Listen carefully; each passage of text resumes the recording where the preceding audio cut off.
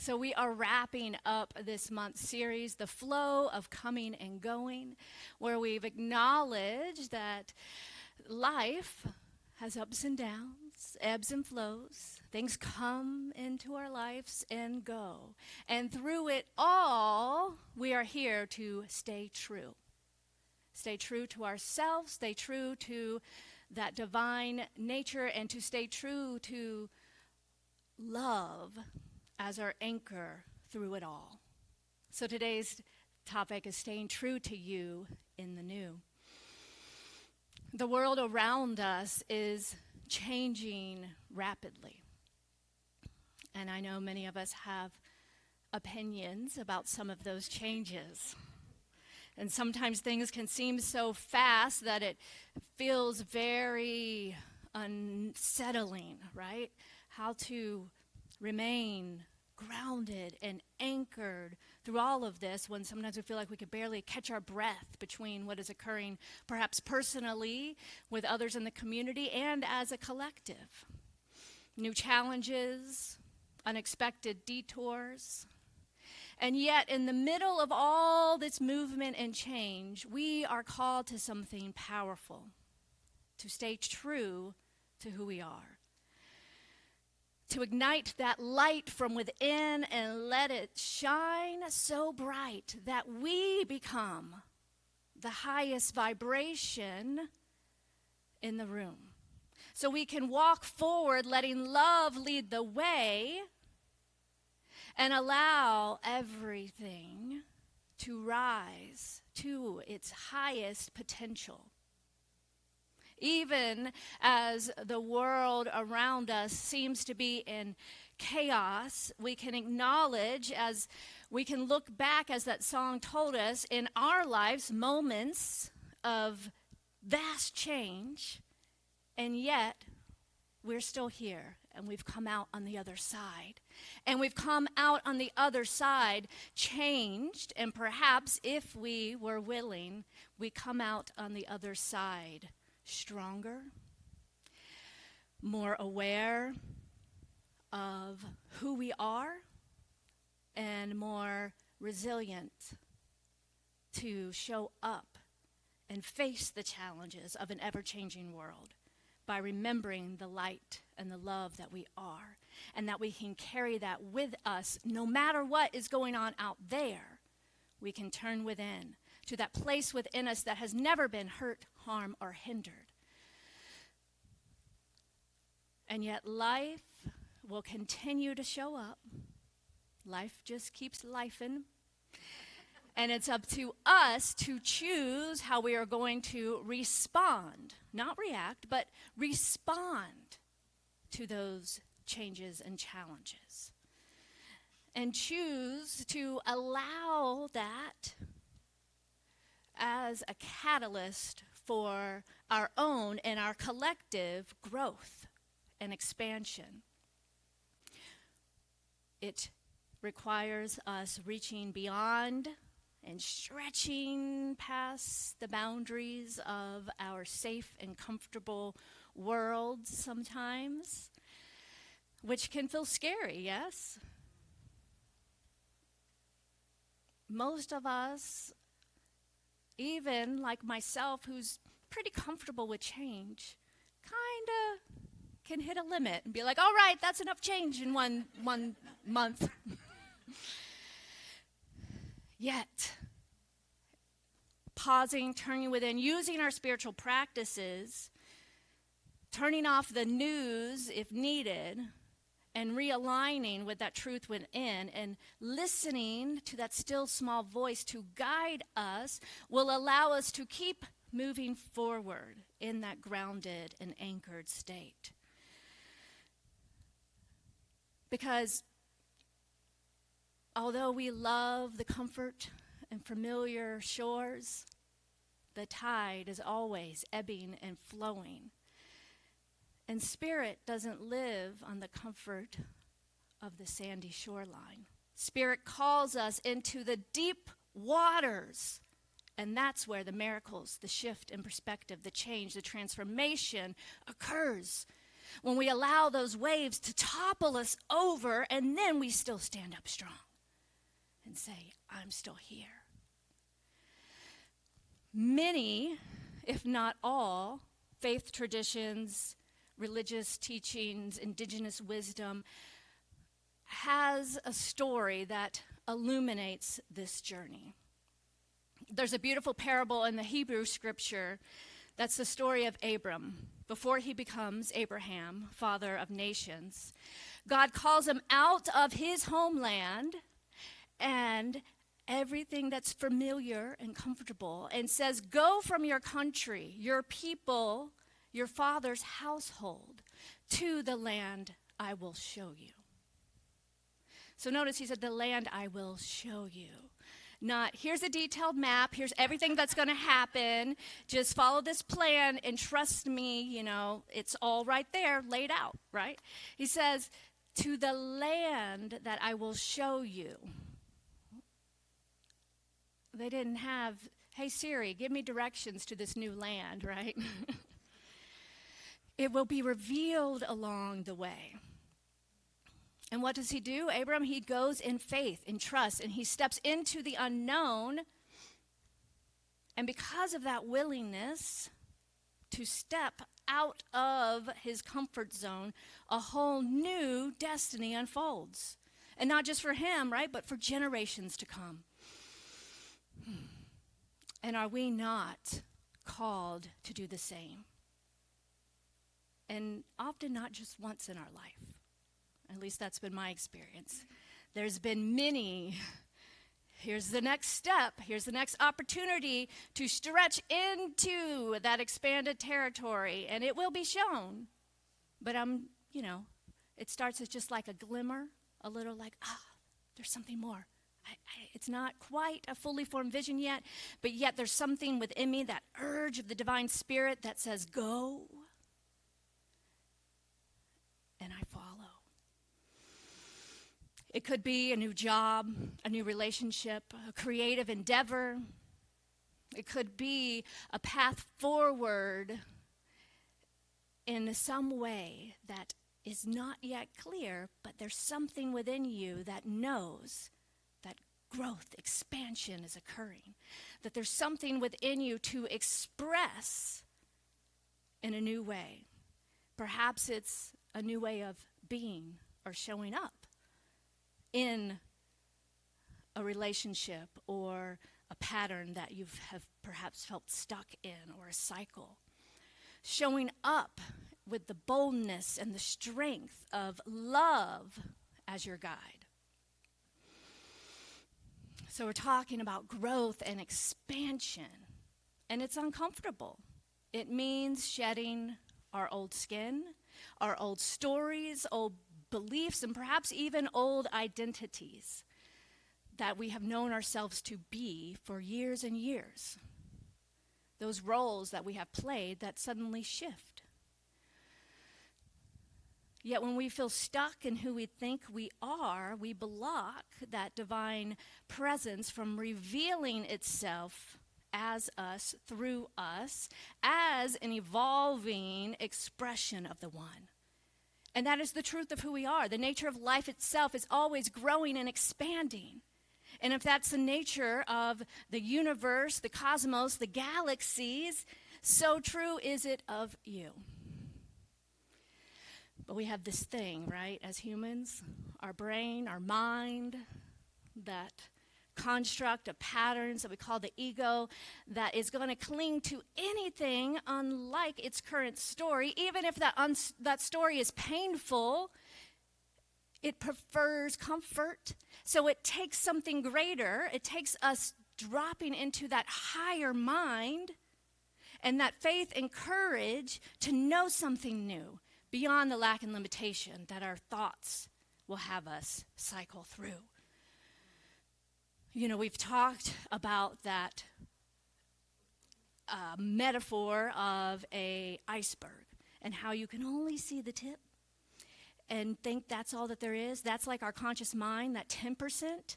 But underneath that, the 90% is the subconscious mind of all of our stories and patterns and beliefs. And it's been programmed like a computer since we were in utero. So I don't know about y'all, but you can imagine all those things that you have heard subconsciously since you were a baby and absorbed. It is not until now that we wake up and are conscious that we can start to change and shift and create new patterns. But often what happens is we take one step forward, two steps forward, we take a class, we say an affirmation, we speak a prayer, and then everything, unlike the truth that we desire, comes up to be healed, but we can see it as, oh, I'm a failure, never mind. Oh, I can't, right? This wave comes up and it's like, we get taken out. But it doesn't have to be true. It doesn't have to be true once we realize that's part of the process of growth and evolution. We can turn to each other in spiritual community. We can lean on our spiritual practitioners and other leaders and friends and guides and spiritual counselors and coaches and therapists, folks that can know the truth for us when we forget. Dr. Ernest Holmes, the founder of the Science of Mind teaching, which is our primary teaching here, he says, we should learn to trust life.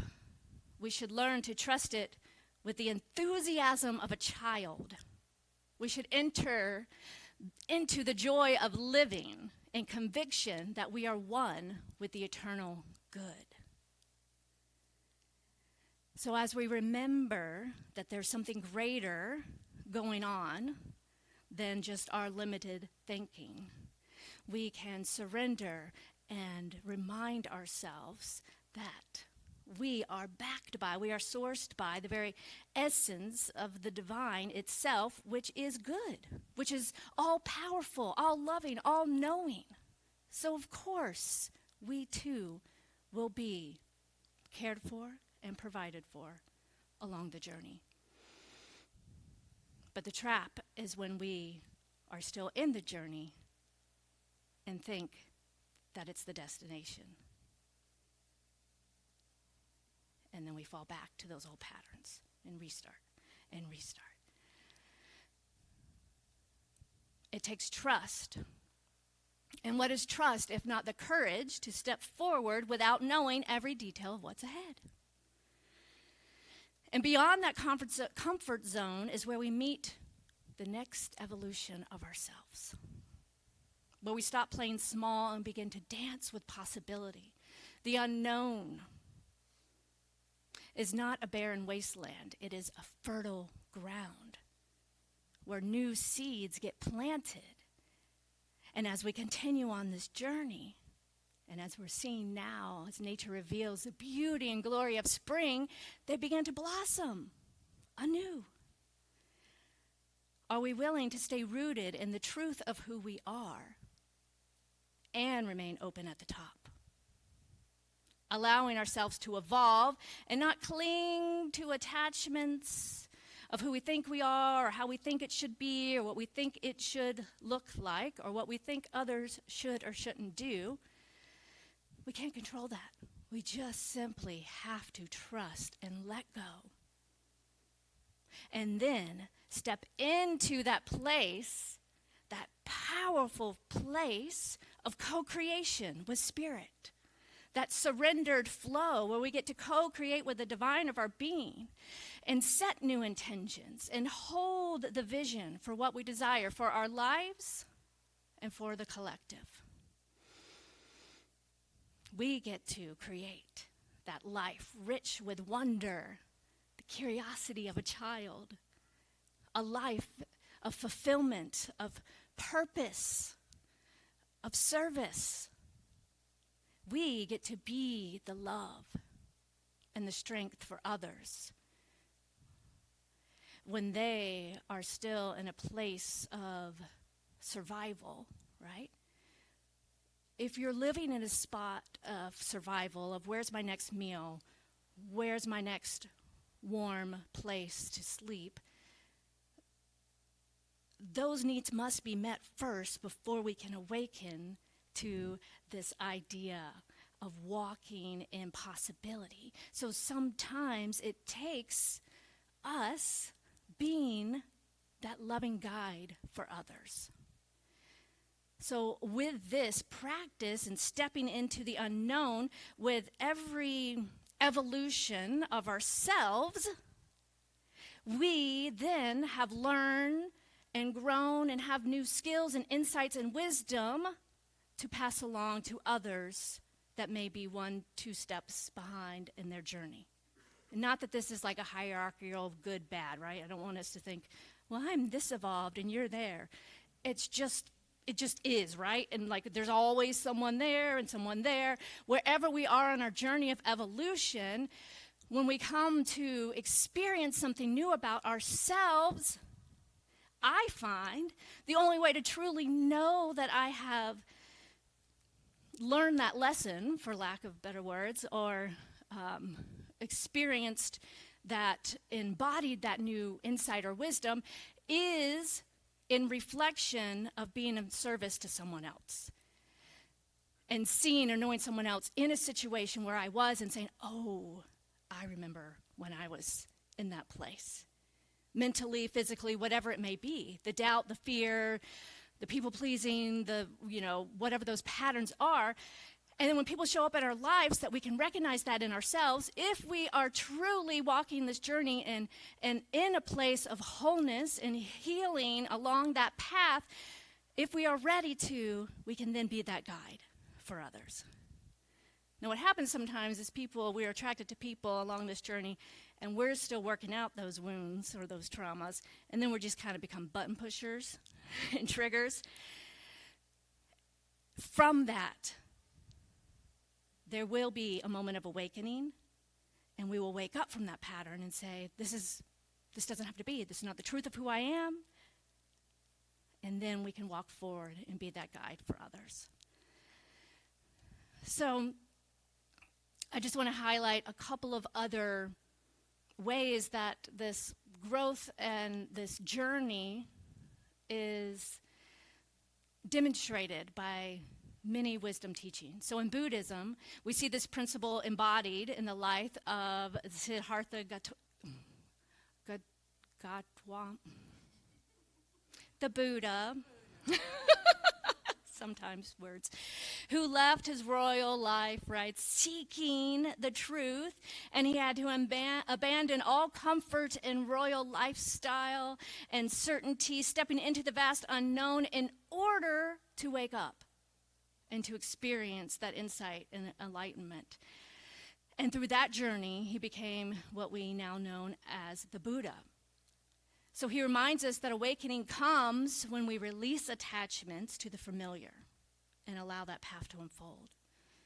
And in many indigenous wisdom teachings, that same practice is shown through the vision quest. Right? That rite of passage that many native traditions, First Nations peoples, indigenous cultures around the world have a similar rite of passage where you have to leave your community, go out into the wilderness, into nature in solitude, seek guidance from spirit in order to deeply trust and know that you are led and guided. Not by what others tell you. You have to go out with nothing and allow spirit to show the way.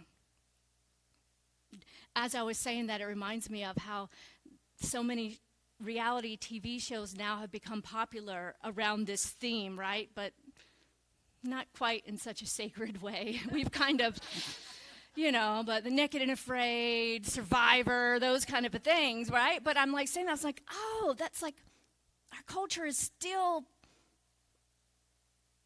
curious about this idea, right? We're fascinated by it because we want to watch, well, how will these people survive? But what's missing is the sacredness of the practice. The why behind the practice, not just to go out and say, I'm strongest and I know these skills and I'm going to out-survive that person. The surrender of spirit as our guide and letting something be revealed. I don't know, maybe I need to make a pitch for a new reality show. consciousness is evolving. I think people are more interested in content that's not so, yeah, I'll just leave it at that. Not so, Okay. So this journey that we hear about, that we read about also in great myths and stories a long time, it requires that deep trust where there's no guarantees, no safety nets. And yet through that experience, profound wisdom and transformation emerge. And nature is also always providing us examples of this. As we know, what's often shared through this season is the journey of the caterpillar, completely dissolving, totally breaking down in order to become something new, that beautiful monarch. So today I invite you to listen deeply to your inner wisdom. Where are you being called beyond the familiar? What new territory is Spirit nudging you towards? And can you, like Abram, the Buddha, and those who have walked that sacred path before us, say yes without even seeing the full picture? And sometimes life occurs in such a way that we feel like we may have no other choice but to walk that path if we want to keep moving forward. When great loss, sudden loss occurs, we stay the course, lean into our spiritual practices, and allow that divine wisdom to guide us. Be willing to risk the discomfort of change, trusting and knowing that Spirit's got you. Remain anchored in the truth of who you are, and allow yourself to expand into that new territory. So let us remember, especially in these times of political upheaval and uncertainty, that the collective consciousness is evolving, and we are at choice now. We can choose love or we can choose fear. And those structures that seem to be crumbling can be providing fertile ground for something greater and new to emerge if we put our energy and our love and our intention in that. And if we ask what is mine to do and see what is ours to contribute to the new evolution of our society and humanity, letting love lead the way. We are co-creating this world together, and our faith, our willingness to walk into the unknown with trust is a vital part of that transformation. So let us walk together in faith and trust, allowing divine love to be the guide, and embody that as we step courageously into the unknown. Yes? All right, let's pray it up. Take a deep breath.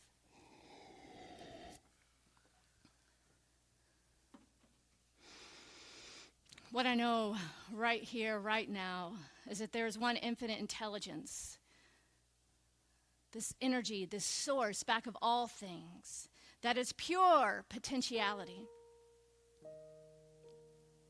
I know that this life, call it God, call it spirit, call it universe, is wisdom, is power, is love. And therefore, knowing that there is only one, I know that this is the truth of who I am. It is the truth of each and every person, every being. We are one. So in this moment, I speak this truth, knowing that wisdom and love guide the way. That each of us are able and willing to stay rooted, fully grounded, and anchored in and as the love that we are. And though the tides of life may ebb and flow,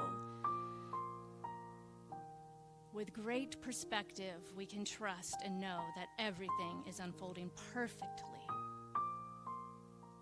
in our life and the life of the collective. So I claim and know right here, right now, that wisdom and love is the guide. And I know love and only love is unfolding right here, right now. I trust, I listen, and I surrender to a greater knowing within.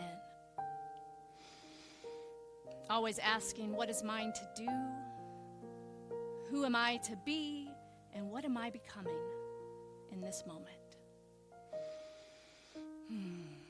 So grateful to know this truth, so grateful to speak this word now on behalf of the entire collective. As I release it now into the action of the law that always says, yes, my beloved, yes, it is done and it is so. And together we say, and so it is.